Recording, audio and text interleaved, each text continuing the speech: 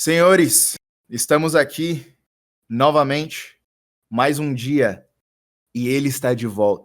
Ele, o sulista Jubileu, está aqui conosco para falar de um tema deveras interessante. Mas antes disso, eu quero que o cacique se apresente novamente para o público, porque ele é um novo homem.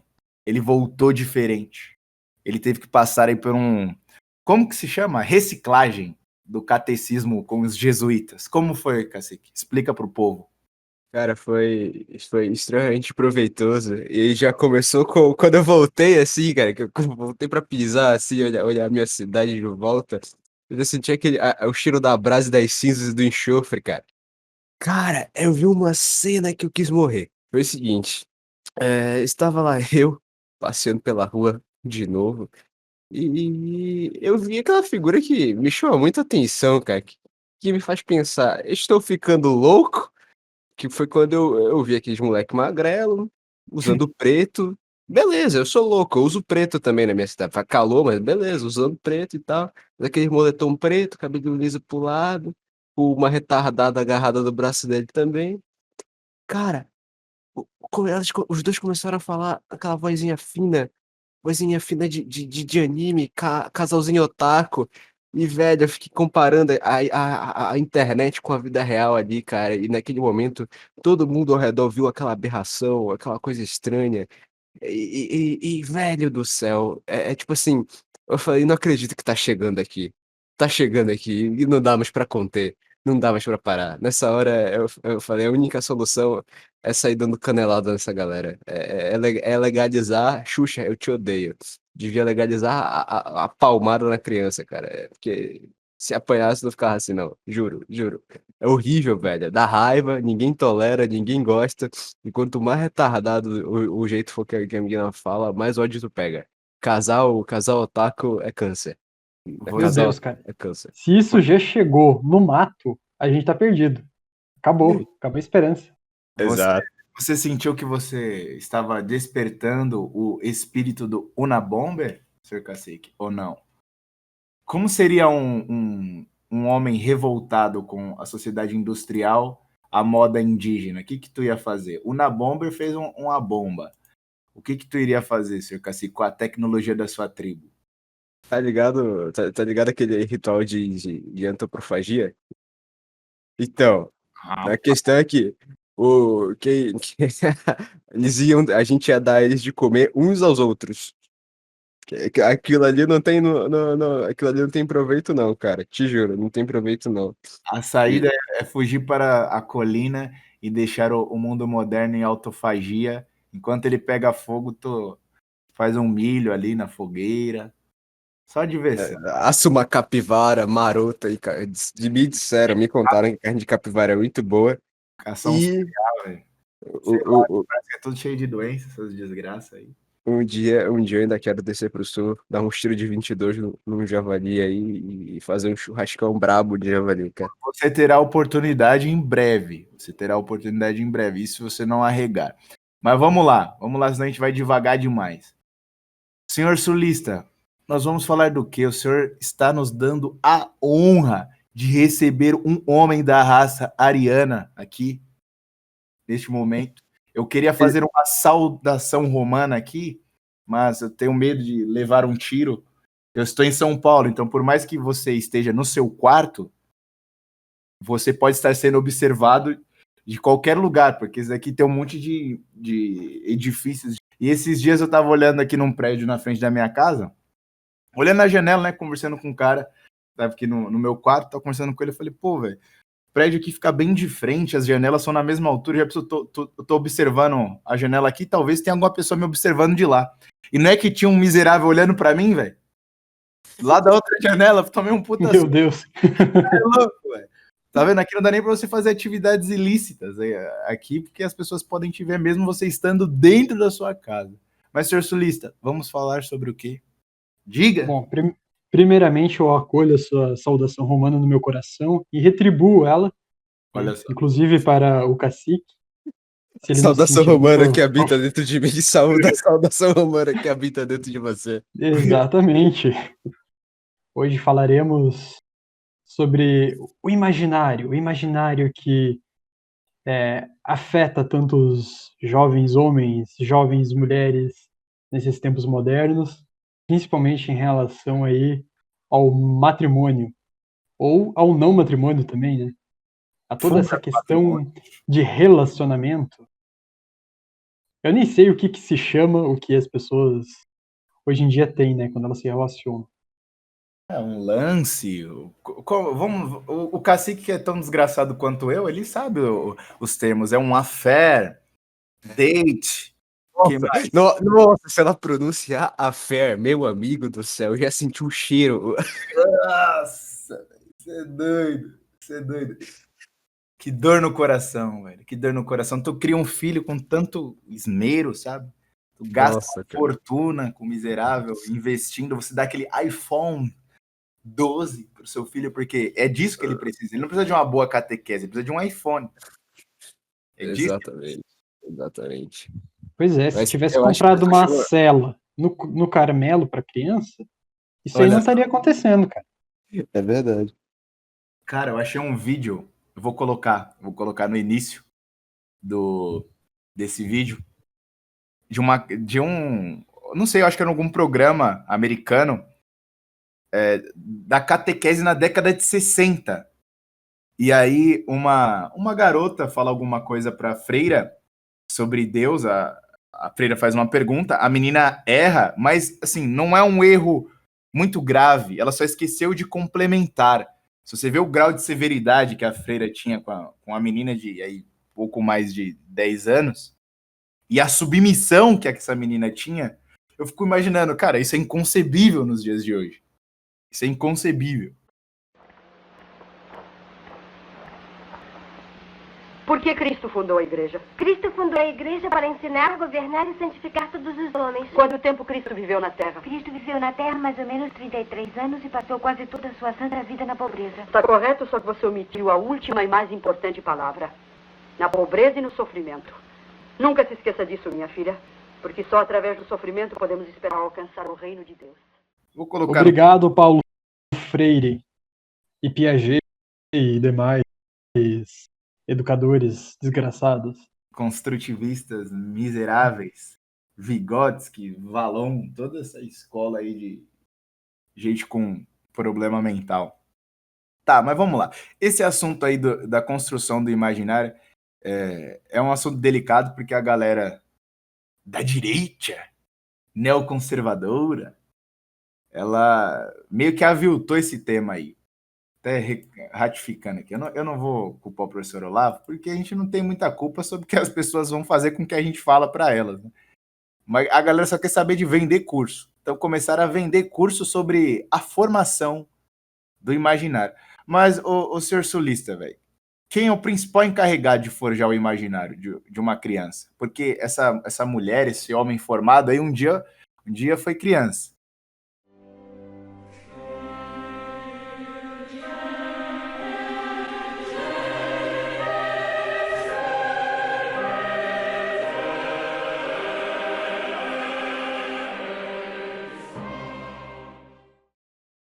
Olha, naturalmente, acho que todos nós aqui concordamos que seriam os pais, né? É pelos pais que o imaginário ele deve ser construído, mas a gente sabe muito bem que não é assim que funciona. O imaginário da criança ele é construído pelas escolas, pela televisão, hoje pelas redes sociais e demais desgraças que a criança tem acesso, tipo Felipe Neto, Lucas Neto, eu não sei o que mais as crianças estão tendo acesso, mas é isso, entendeu? Então, a criança de antes para de hoje passou por uma transformação gigante. Então, eu já vi muitas pessoas, nossa, mas olha como ele é esperto, tão pequeno e ele sabe mexer nessas tecnologias. Mas, se você for comparar, essa criança, ela não sabe fazer coisas que crianças de, sei lá, 40, 50 anos atrás faziam. Por exemplo, tem um tio que ele fazia perna de pau, fazia tratorzinho de madeira, ele construía coisas com madeira, com lixo, com caco, para brincar. E assim, eram brinquedos que duraram até hoje. Ele tem para mostrar. e você olha e pensa, meu Deus, uma criança fez isso. Você olha hoje para uma criança, o que a criança está fazendo? Ela está mexendo no celular, ela está apertando os botões igual uns retardados, e tem meia dúzia de adultos retardados também ao redor, aplaudindo, achando que aquilo ali é o suprassumo, é o ápice da inteligência que uma criança pode alcançar. Até porque os celulares, você que é um homem do TI, os celulares de hoje em dia são cada vez mais fáceis de você manipular as funções, né? Então, não é um grau de inteligência muito avançado. A criança que já nasceu nessa época, né? Que eles falam da maldita inclusão digital, não é difícil para ela, porque ela tem contato com isso o tempo inteiro. Daí não mostra esperteza ou algo do gênero, né? Como você falou, no passado, eu acho que até nós pegamos aí um pouco disso, de ter aquele prazer de você, por exemplo, montar um quebra-cabeça. São coisas que são cada vez mais extintas. As crianças não estão vivenciando o básico, que era uma coisa comum para você. Isso foi algo que a gente falou no podcast com o Bernardo Souto, que a galera não consegue entender que você não está falando que seu filho não pode ter contato nenhum com tecnologia. Você só está falando que há momentos na vida para tudo, e nem tudo convém. Você tem que estimular seu filho naquela época de determinada maneira. Será que ele precisa ser estimulado a mexer num celular? Isso fez diferença na sua vida? Você é uma pessoa mais inteligente ou menos inteligente hoje, muito devido às tecnologias que seus pais imporam a você. Então, por exemplo, criança da nossa época que só vivia na frente de TV, não brincava na rua, qual o resultado? A pessoa vai na academia, não sabe nem correr, velho. Aí como que tu ensina uma pessoa a correr? Assim, minha filha, como Chega a ser bizarro, chega a ser É uma bizarro, coisa né? que você intui, né? Basicamente. é uma coisa natural do ser humano. Aprende Uhum. quando criança. Mas hoje em dia você tem que ensinar as pessoas a correrem. Tipo, a galera e isso eu tô falando a galera da década de 90. Você tem que ensinar a correr. Se for falar dos anos 2000, sabe Meu fazer amigo. tudo no celular. Mas se acabar a bateria do celular dele, eu não sei se ele sabe ferver uma água. Não sei se ele sabe fritar o ovo. Não, porque não dá pra ver tutorial. Não sabe chegar num lugar sem pedir informação. Se não tiver ninguém pra pedir informação também, não sabe se virar, ler placa. Não sabe onde fica leste, oeste. Não sabe, pô. Porque não é útil. Isso não é útil. Você tem que saber as configurações de um celular, como engajar as pessoas no seu Instagram. Arraste pra Exato. cima. Nossa. Veja as 9 dicas para deixar o seu perfil do Instagram combinando.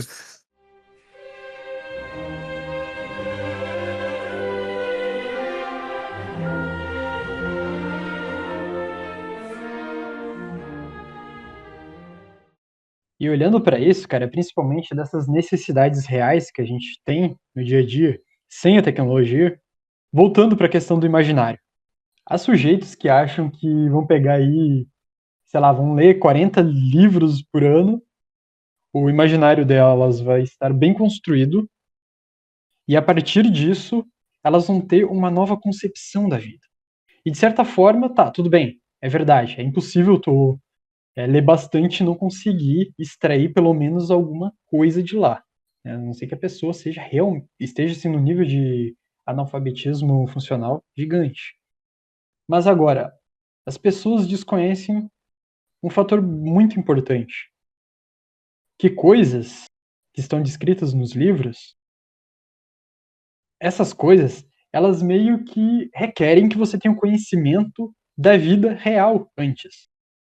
O que eu quero dizer com isso? Quantas vezes vocês não pegaram um livro para ler, e começaram a ler a descrição de um ambiente, e o autor começa a falar de um monte de termos que você desconhece, de móveis que você desconhece, de carros antigos, faz referências ao mundo real mesmo, ao ambiente, e você fica todo perdido. Daí você tem que ir para o dicionário, daí você procura pela palavra, não entende, daí você vai lá na imagens. Ah, então Alameda quer dizer isso daqui? Nossa, eu não fazia a mínima ideia que isso se chamava Alameda. Ou seja, a pessoa ainda assim requer a necessidade da tecnologia para conseguir resolver esse problema. Agora, se a pessoa tivesse fixada na vida real dela, conversando às vezes, sei lá, com os avós, né? Porque o jovem geralmente passa por uma fase que meio que começa a ignorar a existência dos avós porque eles são muito antiquados, muito ultrapassados. E acaba perdendo esse tipo de conhecimento que é essencial. Daí a pessoa vai ler um livro, pagar de culta, vai, abre aspas, construir seu imaginário e percebe que é literalmente uma fodida, que antes de construir o imaginário dela no livro, ela precisa construir o imaginário dela na vida real. E isso é muito falho. Exatamente. E também é muito difícil a pessoa conseguir transferir algumas coisas que ela lê para o mundo real sem manipular, sem fazer uma manipulação para a favorecer nas ações, sabe? Legitimar as ações. Meio que protestantes gostam muito de fazer isso, não é mesmo? Mas não vamos entrar nesse assunto delicadíssimo. Então, as pessoas conseguem cometer até esse delito, que foi outra coisa que a gente falou também com o Bernardo. Então, a gente chegou ao nível de uma católica usar Capitu para legitimar os seus atos profanos. Nossa, não me lembro disso. Chegamos, Sim. chegamos nesse nível. E Isso daí, é bizarro. Isso aí Isso eu é uma- desconheço e eu acho que eu agradeço a Deus por isso. Isso é uma coisa que o pessoal não percebe.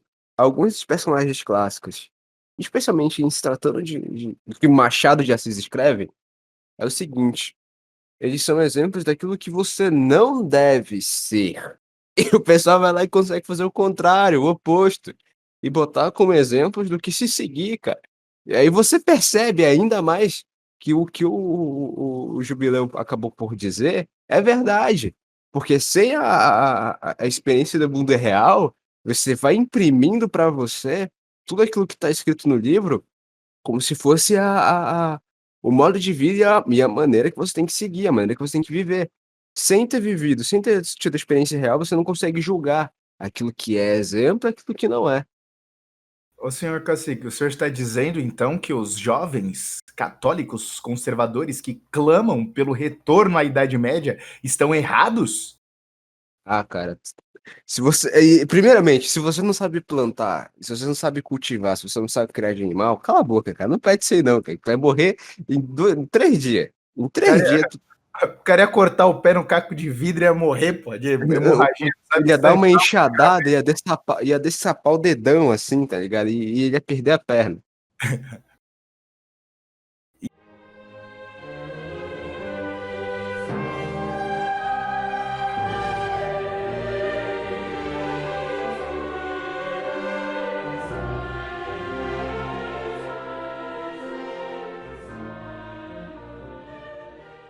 Enfim, então daí que o meu queridíssimo sulista teve a brilhante ideia de elucidar esta visão de que é daí que surge o grande problema da idealização dos casamentos.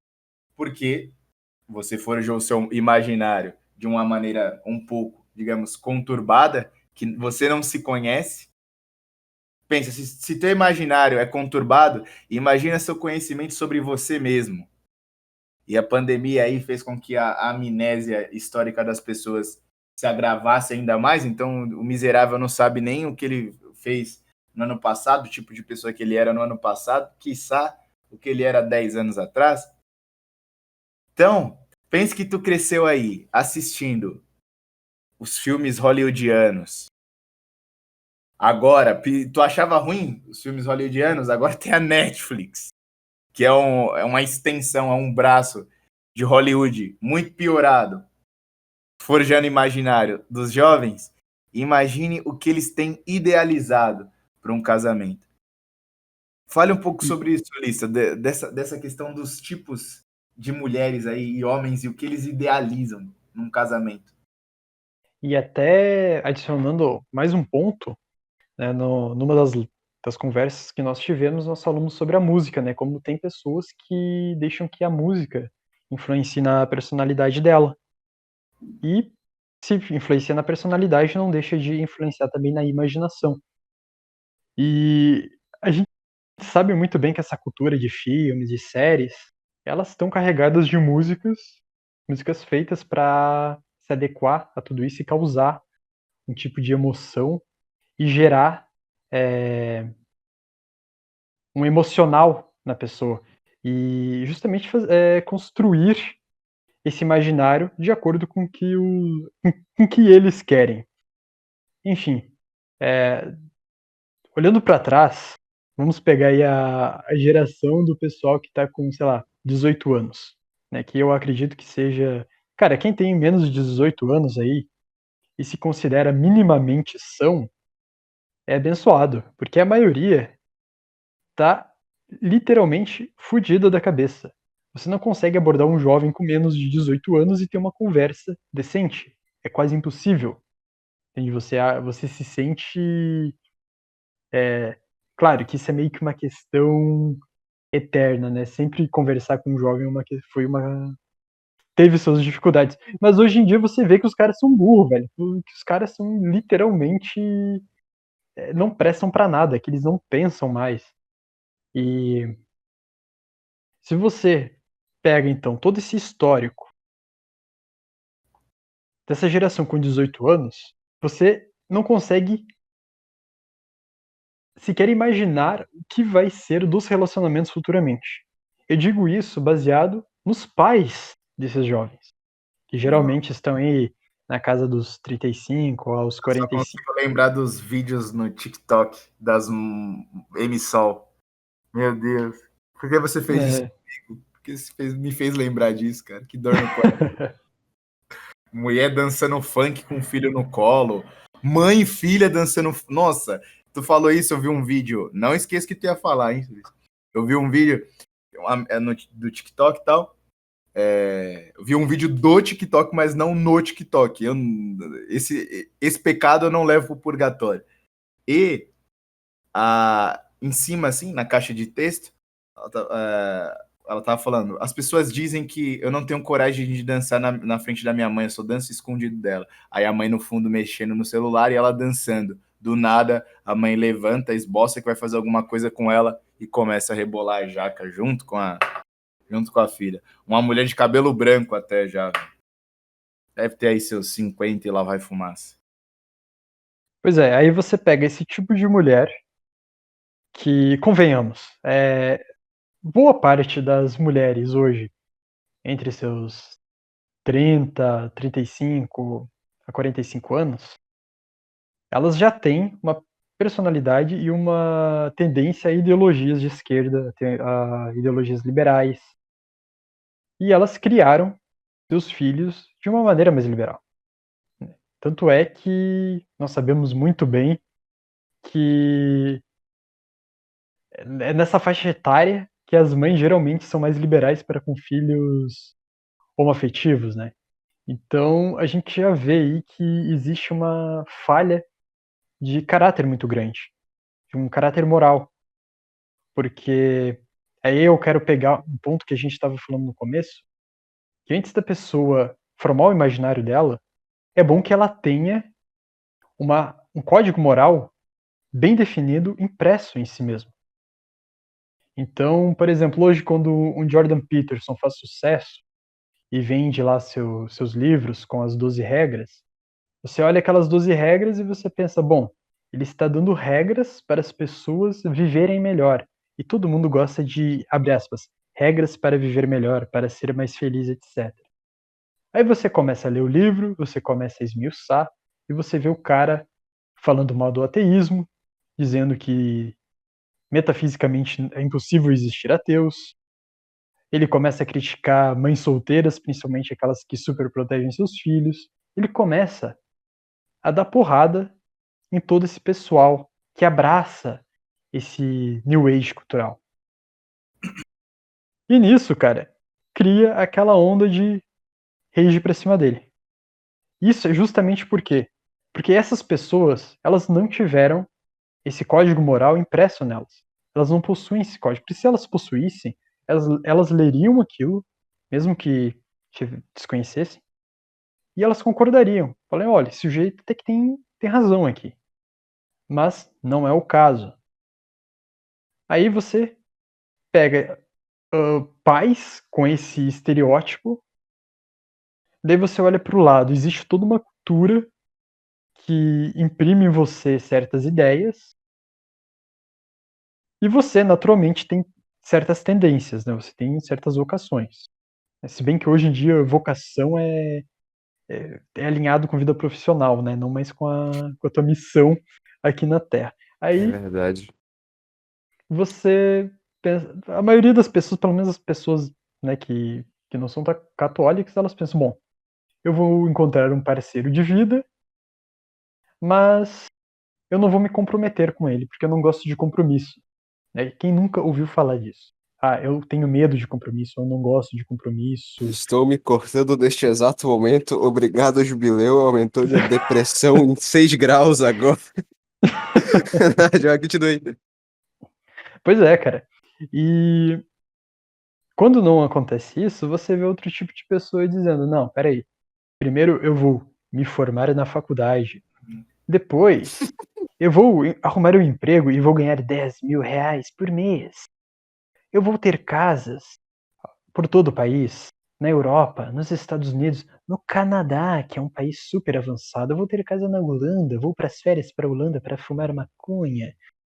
E, cara, daí por diante. Daí chega na faixa dos 30 anos. Ah, quando eu chegar nos 30 anos, aí eu vou começar a pensar em casar. É claro que esse esboço aqui que eu acabei de fazer, ele se adapta mais à mulher. Mas não apenas a mulher. Existem muitos homens que também têm essa concepção de chegar aos 30 anos, aproveitando a Luciano vida. Solista, só pra gente não cair no que toda essa galera Big Town já fala, vamos ao que interessa, que é até uma curiosidade minha. Fala um pouco mais sobre essa questão da vocação, porque até os católicos se confundem. Profissional. Explica um pouquinho sobre isso.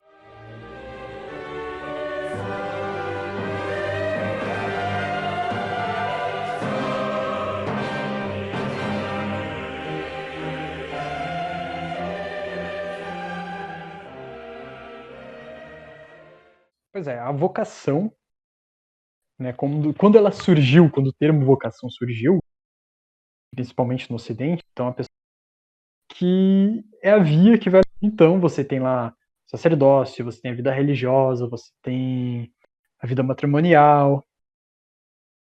Só que é óbvio que em determinado ponto tudo isso foi sido transferido para a vida profissional, né, que está intrinsecamente ligada com toda a bagunça que existe hoje no matrimônio. Os matrimônios não dão certo porque eles não são vividos como vocação. Né? O Padre Paulo Ricardo, nosso vocês convidados e homem é uma mulher e um público que está assistindo. Cara, quando se perde toda essa concepção sagrada da relação mais íntima que um casal pode ter, é óbvio que o matrimônio tende ao fracasso. Tu É assim concorda que com aquela acontece. frase do Scott Hahn, que ele fala que se o sacramento do matrimônio fosse levado a sério, em 50 anos aí nós teríamos uma sociedade cristã? Sim, porque pensa bem, é na família que a igreja começa. Jesus veio na Sagrada Família. Ele quis ser uma família. Foi ali que a igreja de Cristo surgiu. É no seio familiar que a igreja se fundou e é na igreja familiar que ela se perpetua. Porque os padres, eles viviam celibato. Eles não, o padre não se reproduz, o padre não dá em hora. Não sai padres de dentro da batina um do outro.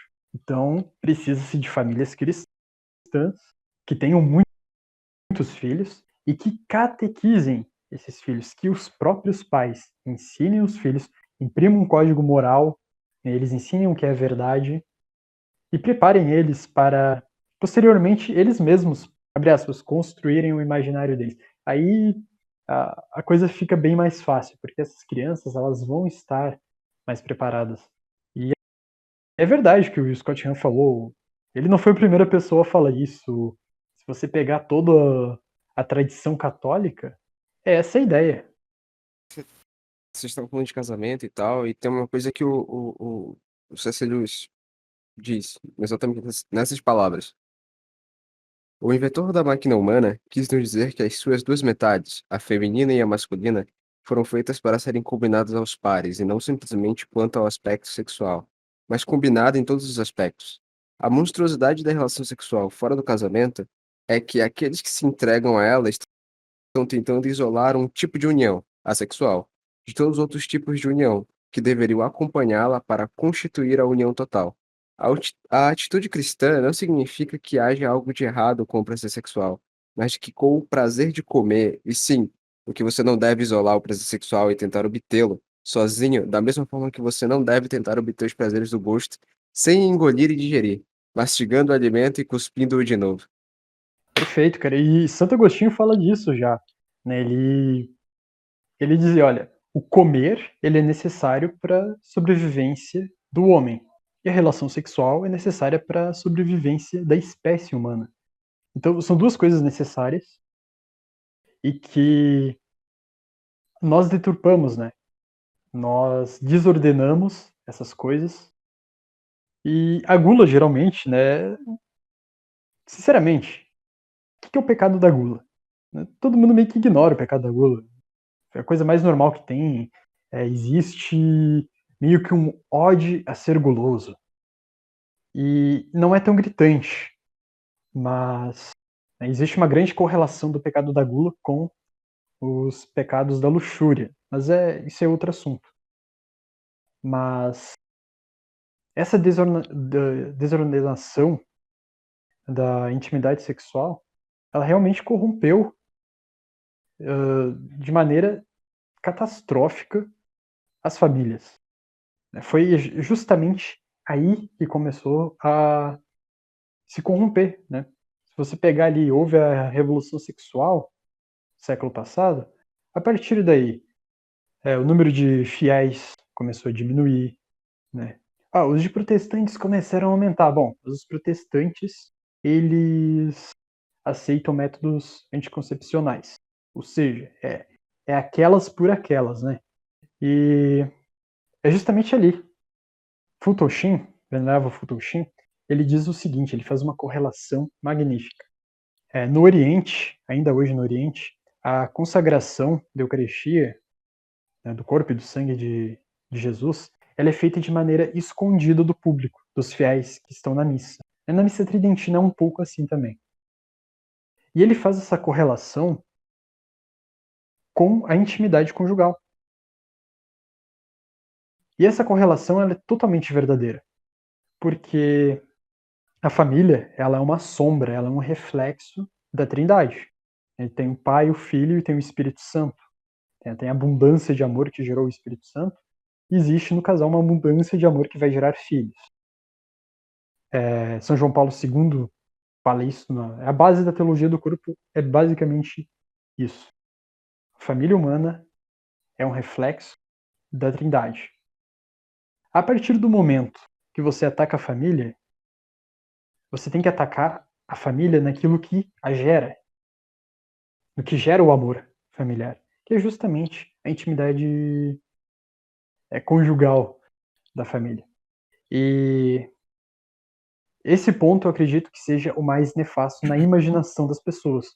Porque, sinceramente, o homem hoje, e aqui eu vou cutucar os MGTOW, o homem quer casar quase que exclusivamente para obter sexo. E a mulher, ela quer casar quase que exclusivamente para obter os benefícios que seu marido tem a oferecer para ela. Quando isso, na verdade, não é o objetivo do relacionamento.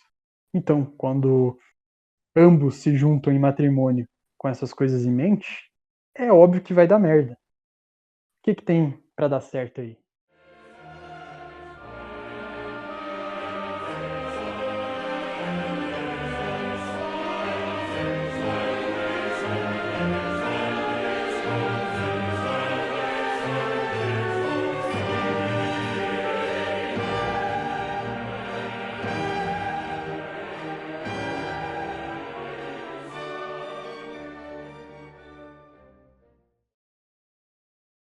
E voltando para a questão da construção do imaginário, com um imaginário, digamos assim, corrompido, a pessoa fica praticamente incapacitada de fazer um relato sincero da realidade, que é basicamente aquilo que a gente vive a falar aqui, sobre você amar e defender a verdade. Mas como que você será capaz de enxergar a verdade, defender a verdade, se você não sabe o que é isso? É a mesma questão quando você fala por um cara, um rapaz veio perguntar para mim o que era defender a verdade, o que era a verdade. Eu falei, pô, tu tem que defender aquilo que é belo, bom e verdadeiro. Se tem algo terreno que pode se aproximar do que é Deus, talvez sejam essas 3 palavras. Tem tudo está em Deus. Só que aí você entra no impasse. Se o cara não teve uma boa formação do imaginário, não conseguiu moldar a sua personalidade e deixou com que outras pessoas moldassem a sua personalidade, ele acha que bom, belo e verdadeiro é relativo. E agora? O que tu faz com um cara desse? É aquele dilema que a gente vivia lá no começo dos vídeos do Nessahan. Se a pessoa, pra pessoa, o que é belo, verdadeiro e bom é relativo, como que você vai discutir com uma pessoa dessa se todo argumento dela vai ser pautado em eu não acho que é assim? A minha opinião é diferente da sua. E daí que surge um problema grande quando o assunto é matrimônio. E o Mr. Sulista falou sobre isso. A idealização do casamento, e aí tu chega num grande dilema. A expectativa e a realidade. Quais são as expectativas aí dos tipos de pessoas atuais aí, senhor Sulista Jubileu? O que elas idealizam num casamento? Que aparentemente elas não enxergam mais o matrimônio como as pessoas num passado não tão distante imaginavam, né? Se a gente for usar os termos que nós usamos ontem, recentemente, de vocação, e fazer uma analogia com a expectativa e realidade do matrimônio, tipo, a gente vai ser bem preciso. Porque se antes as pessoas tinham uma concepção de vocação e viviam um matrimônio de uma maneira saudável, real, e hoje elas têm uma concepção diferente de vocação, e elas vivem os matrimônios que estão sempre fadados ao fracasso, tem briga, separação e aquela coisa toda. Existe uma correlação muito grande entre as vocações e as expectativas e realidades que estão no matrimônio. E é claro que isso também tem uma influência muito grande do tipo de vida que a pessoa tem. A gente sabe que pessoas, vamos chamar aqui de pagãs, mundanas, que não são cristãs, elas geralmente têm uma concepção, como eu disse antes, do casamento, que é ou buscar o sexo, ou buscar bens materiais, é sempre buscar um benefício. É sempre amar o prazer que o outro pode me dar. Então, não é um amor que existe ali, é um egoísmo puro e direto. É impossível que uma relação possa se sustentar assim. É impossível que não haja briga numa relação assim, porque porventura uma das partes, sei lá, vai perder o emprego, uma das partes vai, sei lá, ficar impossibilitada de fazer sexo por alguns meses por causa de uma doença, vai ficar talvez até doente o suficiente para se tornar inútil. E aí, essa pessoa, ela não vai conseguir dar os benefícios para outra. E a outra pessoa que amava os prazeres recebidos, ela vai se sentir magoadinha, triste, vai se sentir, entre aspas, que não é mais amada, justamente por uma concepção completamente errônea do que é o amor. E aí acaba se frustrando. Aí vem aquela famosa frase: "Oh, o nosso casamento não deu certo. Ah, foi uma frustração. não era o que eu imaginava, não era, abre aspas, de novo, o que eu esperava. Ou seja, a pessoa, ela espera uma coisa do casamento que é totalmente irreal. Ela espera que seja um mar de rosas, ela espera que não tenha brigas, que não tenha É, sacrifício. é a eterna E, lua de mel, né? exatamente. Inclusive, o Futoshi, ele fala que a lua de mel é uma preparação para a vida matrimonial. Porque, tudo bem, vai ser doce como o mel, mas também vai ser mutável como a lua. E isso é muito importante. Se o casal não percebe isso, se ele tem uma expectativa diferente dessa, não vai dar certo. Não. A gente sabe que a quantidade de divórcios aumenta cada vez mais, inclusive entre pessoas que se dizem católicas. E a gente sabe muito bem que geralmente são pessoas que não vivem a fé católica de fato. Elas podem até ir na missa semanalmente, algumas até rezam terço, mas elas não têm aquele contato espiritual com Deus. É tudo vazio. São fórmulas, mas não existe uma essência por trás de tudo isso. Ô, senhor E, Jubileu, sobre a questão do imaginário ainda, tu não acha que também isso seja um pouco de falta de domínio do exame de consciência? Porque eu acredito que quando você faz um exame de consciência constante, você tem certo domínio, certo grau de domínio, pelo menos um domínio parcial do seu inconsciente, porque isso foi uma coisa que a gente conversou nos bastidores, que durante ali o processo de construção do imaginário, as pessoas ficam com diversos vícios, trejeitos ali no inconsciente que às vezes ela nem consegue perceber. Mas você acha que em partes não é por causa dessa ausência de um exame de consciência sincero? exatamente, de não se conhecer, né, de querer dar um passo, às vezes até maior do que a cabeça. Porque a construção do imaginário, junto com ela, né, explicitamente isso não é muito claro, mas junto com a construção do imaginário, vem a vida intelectual. E Ai, nós ai, ai, ai, conhecemos ai. muito bem. E aí, cara, você sabe, tem pessoas que querem dar o passo maior que a cabeça. Nossa, em um ano eu terei lido todas as listas que o Contra Acadêmicos fornece. Aham. Ou seja, a pessoa, ela literalmente esquece alguns princípios básicos. Esquece sua vida espiritual.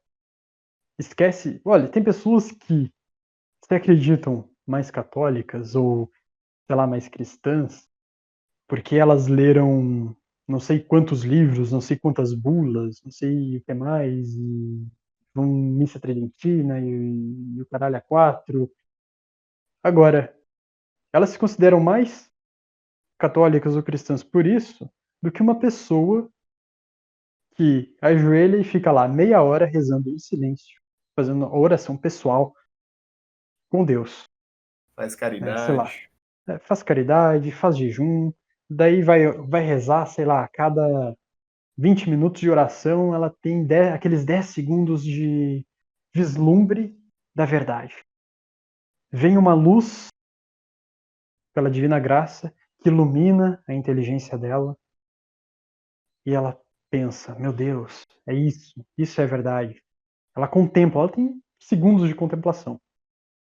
Olha, sinceramente, eu acho esses segundos de contemplação numa oração pessoal mais valiosos do que qualquer livro.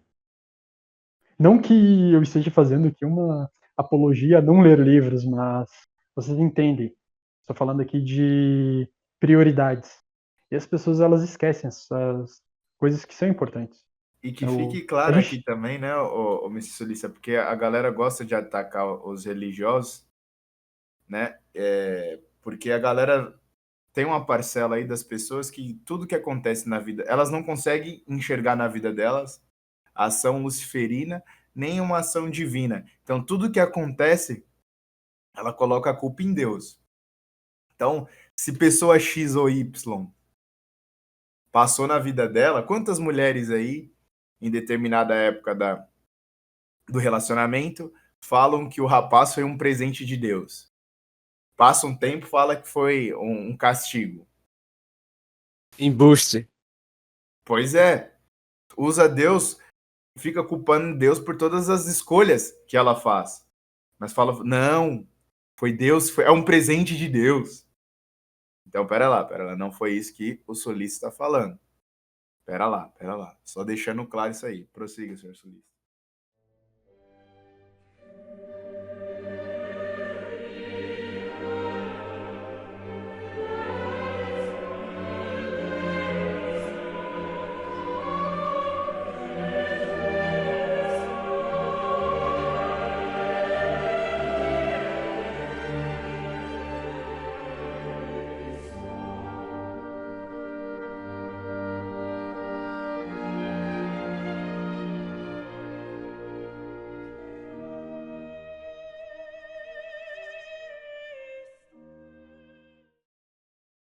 Pois é, então, essa falta de entendimento do que é necessário, ela acaba comprometendo também o imaginário.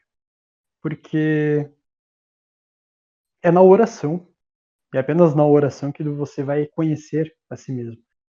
O exame de consciência, diz o Santo Afonso Maria de Ligório, ele não começa no exame de consciência em si. Ele começa na oração pessoal, lá atrás. Você vai fazer teu exame de consciência de noite? Bom, durante o dia, tira 10, 15 minutinhos, vai na igreja, visita o Santíssimo, sei lá, na tua casa mesmo, em silêncio. Vai rezar em silêncio, no máximo com um canto gregoriano bem baixinho.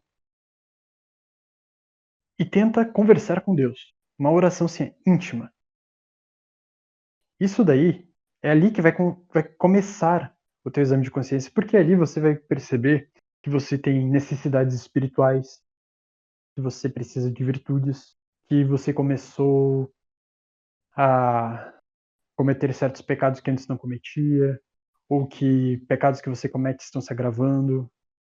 Daí você vai perceber que outros pecados eles estão sumindo da sua vida, e você percebe que você não fez nada para isso acontecer, que foi a graça de Deus que permitiu que isso acontecesse.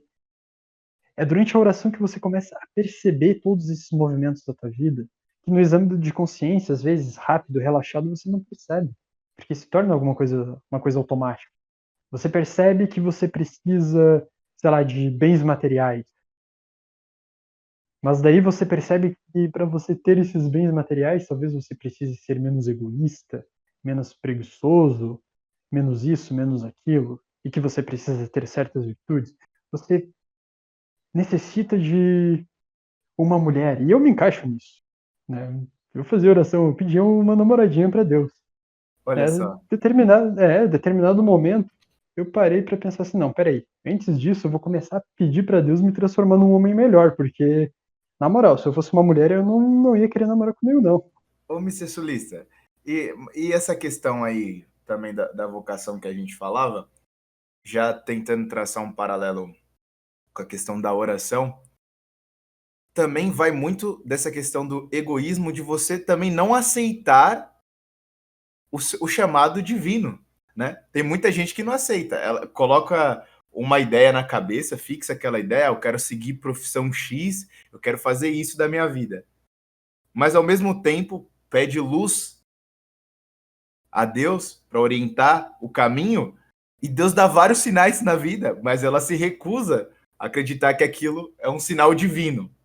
Ela acha que são provações que Deus está colocando na vida. Não é que Deus está mostrando que tu está seguindo o caminho errado. São provações. E eu sei que deve ser muito trabalhoso para as pessoas conseguirem diferenciar se aquilo é uma provação ou se é um sinal de que tu está indo para o caminho errado. Mas boa parte disso, a gente volta a dizer que é também pela ausência de uma boa confissão, a ausência de um exame de consciência.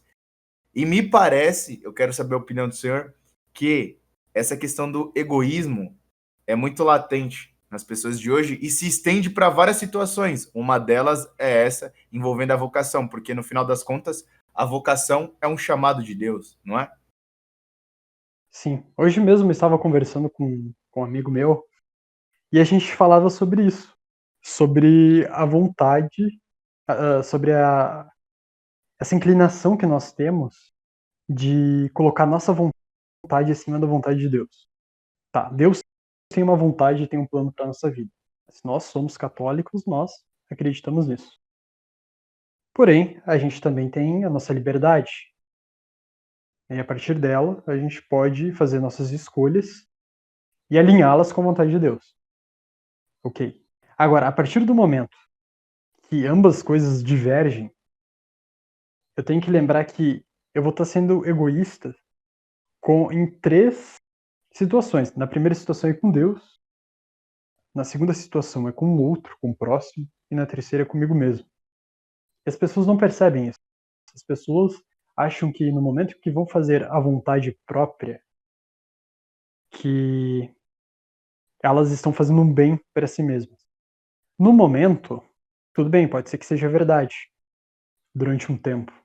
Só que no final, sempre dá merda. A gente sabe muito bem disso. Quantas vezes a gente viu claramente uma coisa assim, ó, aquela ali é o certo de se fazer. Eu tenho que fazer aquilo ali, tá na cara. Mas eu tô com vontade de fazer aquela outra coisa ali. Aí você vai lá, faz. Durante o processo até que é bom. E aí você quebra a cara. Acabou, passou aquilo, foi algo passageiro, você quebrou a cara. Isso porque os planos de Deus, eles são planos eternos. Os nossos são passageiros, foram construídos pelo nosso imaginário. Pelo nosso egoísmo, principalmente. Realmente, é muito trabalhoso tu conseguir fazer esse discernimento. Acho que uma pessoa tem mais contato espiritual com Deus, até mesmo ela vai ter essa dificuldade. Mas isso com certeza, por meio da oração, do jejum, da esmola, aos poucos vai se tornando algo mais claro. E também tem a questão da burrice, né? Da teimosia. Se a pessoa ali teve várias revelações e diz que essas revelações na verdade são tribulações, e quando na verdade é uma coisa clara, óbvia, e ela quer continuar teimando, cara, sei lá, essa pessoa talvez precise tomar um banho de água benta, talvez você precise espancar a pessoa, dependendo de que tipo de pessoa seja, porque não é possível. Tem situações que chega, que é o limite. Exatamente. E para além disso, também tem a questão do medo do matrimônio, né? Porque, voltando à questão do imaginário, as pessoas desenvolveram esse medo por causa dos números aí astronômicos de divórcio. Também tem os amiguinhos falando na cabeça, mas olha só, você terá apenas um parceiro para o resto da vida. E aí vocês sabem os comentários que as mulheres falam sobre fazer sexo apenas com um homem para o resto da vida. Qual o primeiro comentário que uma mulher faz para a outra quando ela diz que está fazendo sexo apenas com um homem? Vocês sabem? Fala aí, cacique. Você que é mais atualizado do que eu. Sou mais atualizado, cara. Eu vou riscar baixo. Na verdade, eu não vou nem dizer. Eu não vou nem dizer o primeiro comentário que elas fazem, mas eu vou dizer a desculpa que elas dão. Ah, eu quero ter liberdade para conhecer outras pessoas e encontrar a certa. É, tem isso. Pergunta também da giromba. Aham, aham. Ele faz. Olha o nível. As mulheres falam sobre a intimidade conjugal com as outras abertamente. E o pior, hoje se vê homens falando sobre como é o ato sexual com a esposa, com a namorada. Já aconteceu com colegas de trabalho falando pra mim, eu falo, cara, eu não quero saber o que você faz com a sua mulher, velho. Eu não tenho o mínimo interesse nisso. Eu não quero saber. Eu não quero saber sobre como sua digníssima aí se comporta. E Mas aí, é justamente aquilo que a gente falava, né? A intimidade conjugal é um segredo íntimo do casal, e quando o próprio casal expõe, ou seja, não é quando a cultura tá fazendo pressão pro casal fazer isso, mas é quando o casal, por livre e espontânea vontade, expõe isso, você sabe que tem treta ali, cara. Pô, eles estão blasfemando o casamento deles. E também aquela questão de querer abraçar o mundo. As pessoas não têm mais coragem de fazer escolhas, Porque claramente você escolher uma mulher, que nem é o caso do nosso queridíssimo sulista, você escolher uma mulher, você está abrindo mão de todas as outras que, por ocasião do destino, tivessem interesse em você caso você estivesse solteiro. E, por incrível que pareça, haverá pessoas que se interessarão por você mesmo em um relacionamento. Mesmo casado, ainda terá mulheres que darão em cima de você.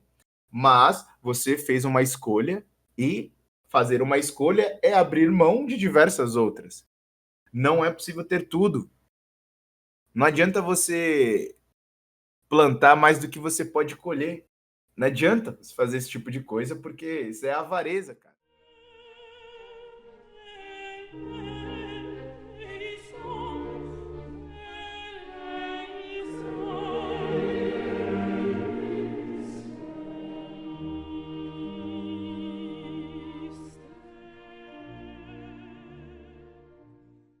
E sabe de onde que vem esse grande medo das pessoas se relacionarem a sério? Ter um casamento sério.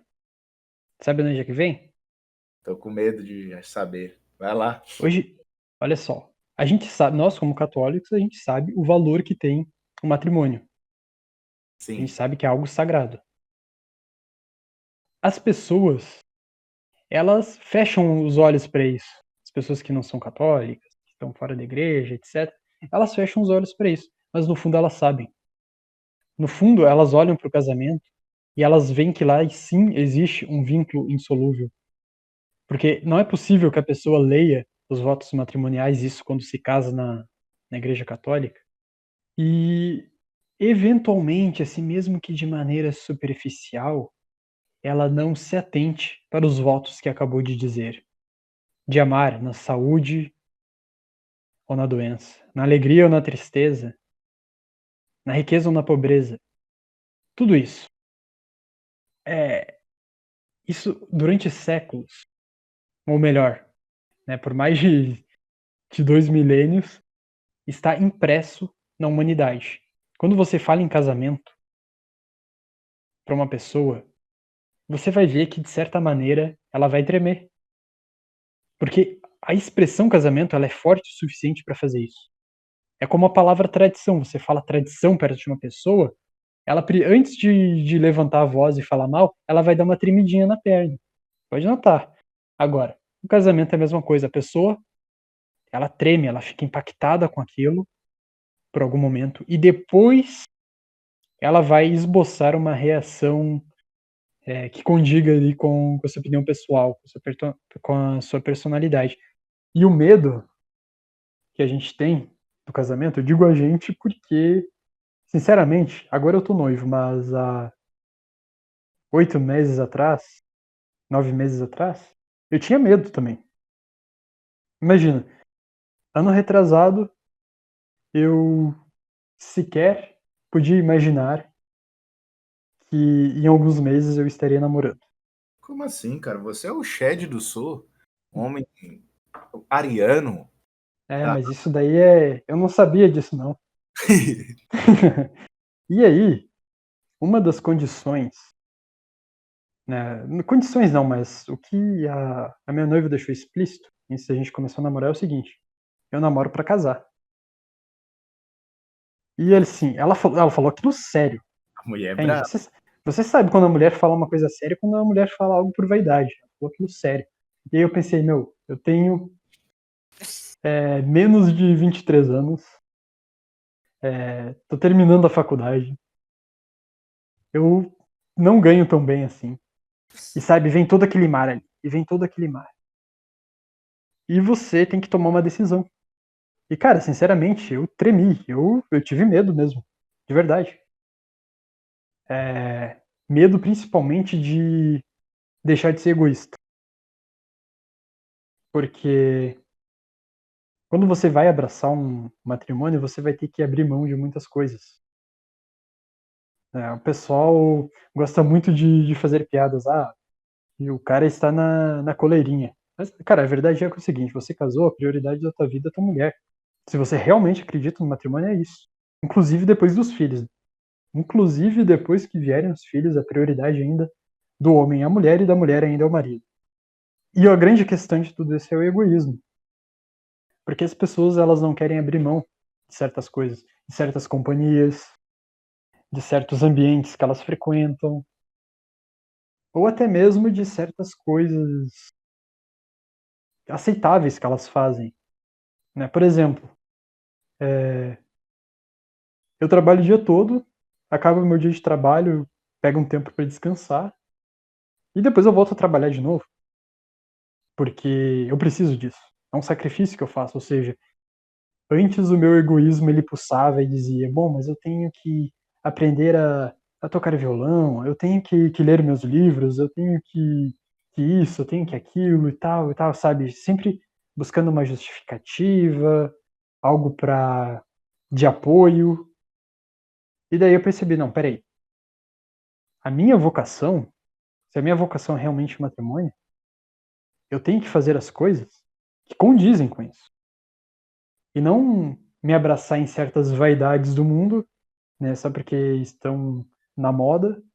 Isso é uma coisa extremamente difícil de se fazer.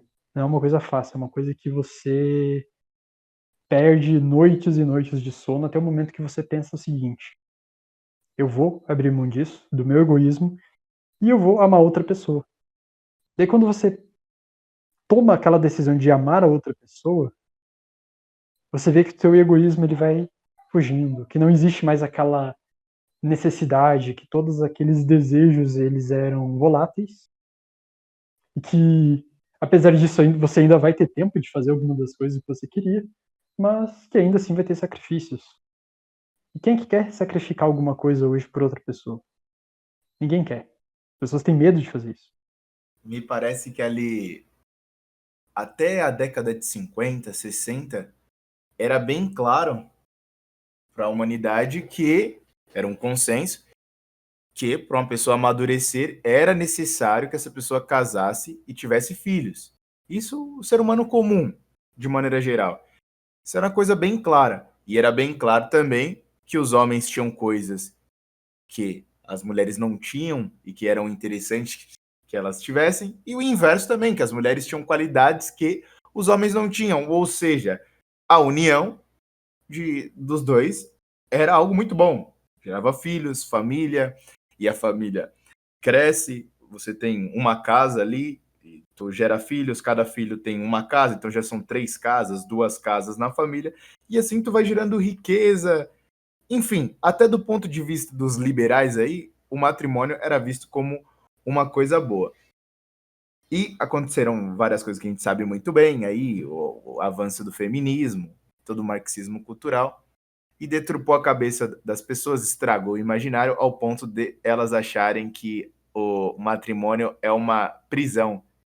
E aí, voltando para a questão das escolhas, o Cacique e eu, a gente já falou sobre isso no canal, que também muitas pessoas não querem escolher, não querem casar muito cedo, porque elas ficam naquele carrossel para escolher o melhor parceiro. Isso é mais comum nas mulheres, né? Não é um exclusivo delas, mas é mais comum para as mulheres. Por exemplo, a mulher pede um tempo para pensar, mas ela pensa enquanto faz coisas, né? Não tem aquela história que a mulher consegue fazer mais de uma coisa ao mesmo tempo? É uma verdade.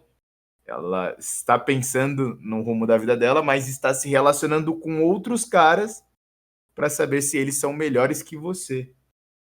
Então tem até o medo das pessoas de aquilo. Olha, mas eu vou ficar com essa pessoa aqui pro resto da minha vida, mas e se eu conhecer alguém mais bonito?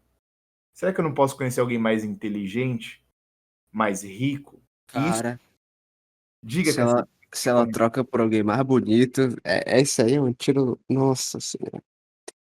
Nossa. porque se a gente for levar para esse extremo, a pessoa vai ficar num carrossel em relacionamentos. E sempre vai ter alguém mais alguma coisa do que você. Sempre vai ter, cara. E o nível de exigência da pessoa também vai subindo, porque ela se relacionou já com tanta gente, com tantos pontos positivos e tantos pontos negativos, que ela começa a querer um megazord. Então ela pega ali a beleza do João, a inteligência do Matheus, e ela quer tudo em você. Quer todas essas qualidades reunidas em você. E claramente que você não vai poder corresponder com essas. Aí que entra no ponto, que é essa palavra maldita. Você não vai conseguir corresponder com a expectativa que ela criou no imaginário dela. E a mesma coisa vale para os homens. Tipo, o cara tá esperando uma moça virgem, ele é um degenerado. Tipo, ele é o Agostinho piorado na juventude. Mas ele quer uma Santa Rita na vida dele. Ele acha que ele merece, entendeu? Porque ele vai na missa tridentina e lê Santo Tomás de Aquino. Ah, não vai. Ah, vai não. Aceita menos, pô. Que uma mulher imaculada. Ele não aceita menos que isso. Cara, e pior que no filme o que vai restar, o único homem à altura será o Jubileu. Você já viu o Goku Colorado? Da Sim. transformação de Super Saiyajin Deus com a camisa do Inter. Então, é Essa é a única opção, cara. Pô, além de tudo, o cara vai ser campeão de tudo, né? Diga-se de passagem. E é isso mesmo, cara, né? Existe ali essa. Cada vez que você vai escolhendo outra pessoa, seus requisitos vão aumentando. O homem. Mas enfim, que o senhor Eduardo comentou antes, o homem ele já é menos. O homem se contenta com pouco, né? Vamos ser sinceros. O que o homem precisa? De verdade. O homem assim que tem bom senso, que não é fresco. O homem quer uma mulher minimamente bonita, né? Seja cheirosa, né? Que tenha um corpo ok, que seja, né? Que tenha os mesmos princípios que ele. No nosso caso aqui, a gente quer sempre uma mulher católica. Que não seja muito fútil. A mulher, todos nós temos um pouco de futilidades, mas a mulher se sobressai um pouco disso. Mas que não seja muito fútil, né? Que seja sincera, que seja verdadeira, não seja promíscua. São coisas assim muito simples. E o homem geralmente se baseia mais nas virtudes femininas. Isso é irônico.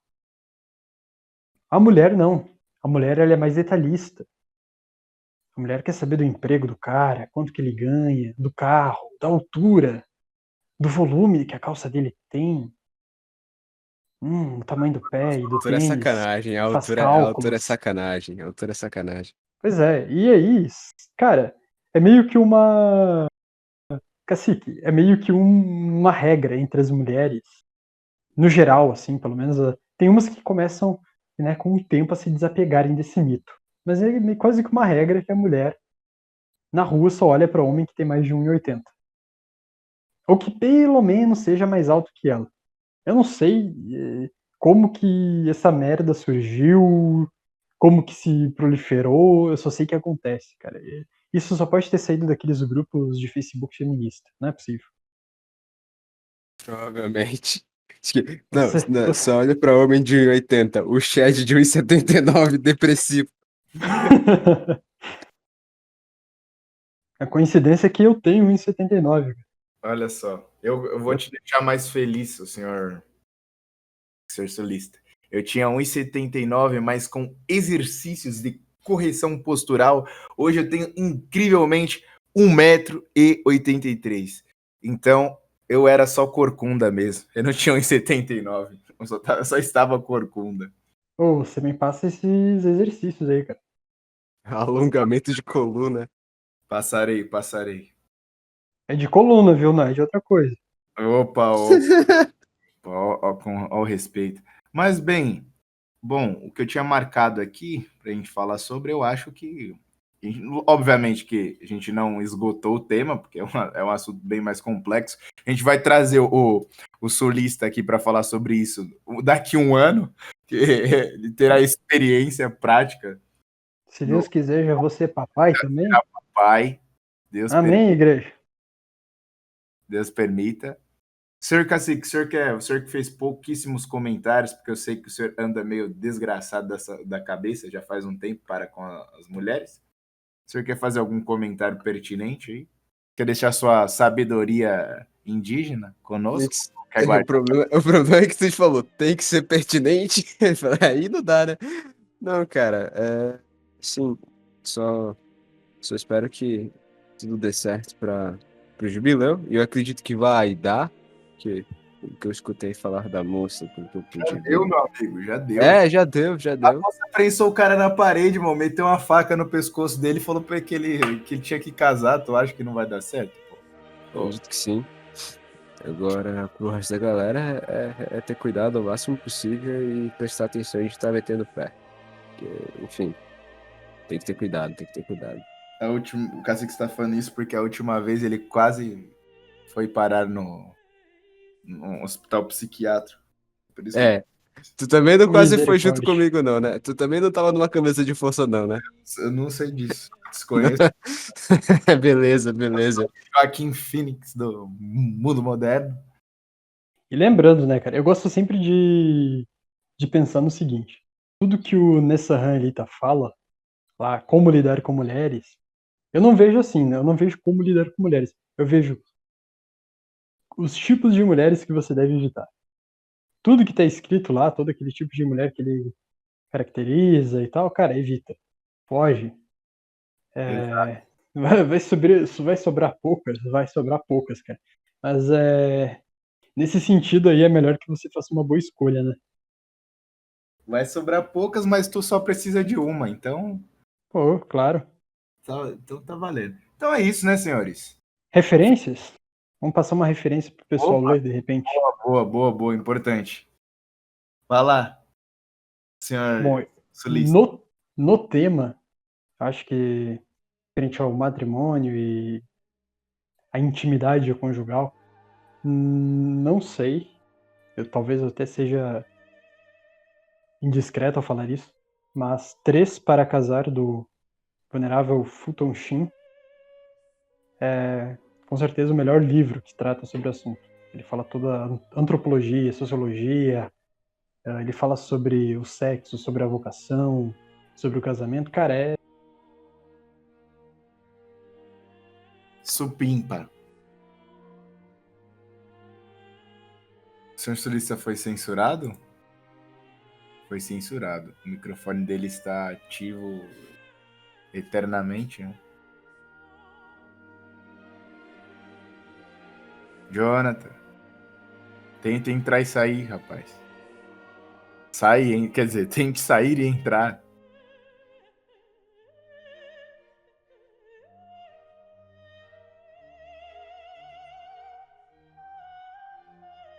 Achei que caiu, né?